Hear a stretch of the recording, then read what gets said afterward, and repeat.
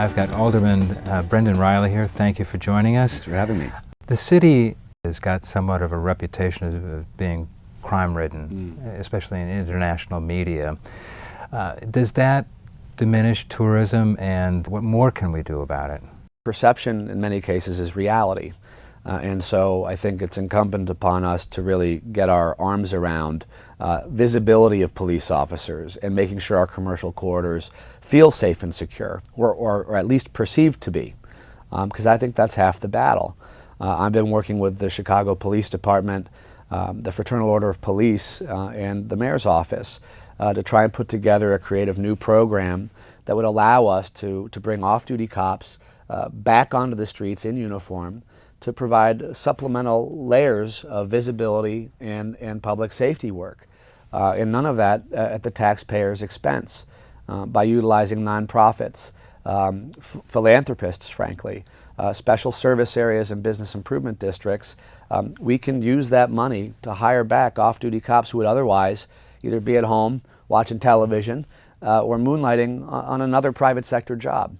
These folks are trained professionals, and I would much rather, if they're looking to make additional money for their household budget, I'd much rather them be putting back on the blues and strapping on the gun and wearing the badge to help give extra protection in areas throughout the city that need additional coverage. Do we need more police? I personally think we do.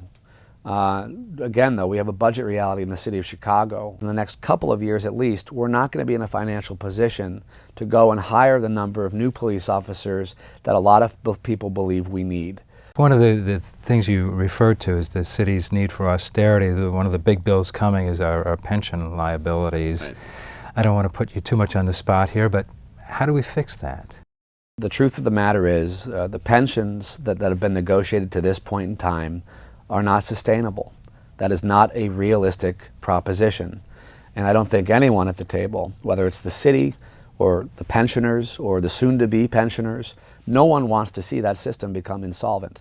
That would be a fiscal disaster on every level. As it stands today without changes, the city's annual liability to pay for its pensions will exceed the budget for the entire police department.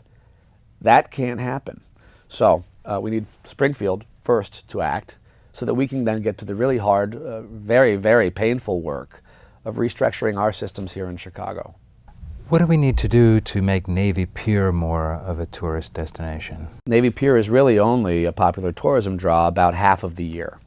And I think the most important thing we have to do for future planning is make that a year-round venue, a true destination, when the weather maybe isn't quite so nice in Chicago.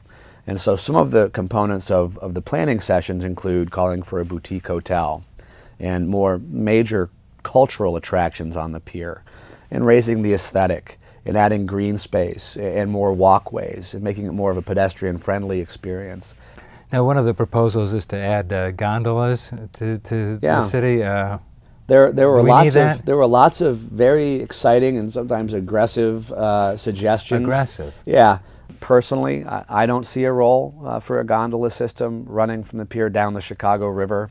Rather than building a gondola system, I'd like to see us focus on really extending the bus rapid transit system into Streeterville to the pier.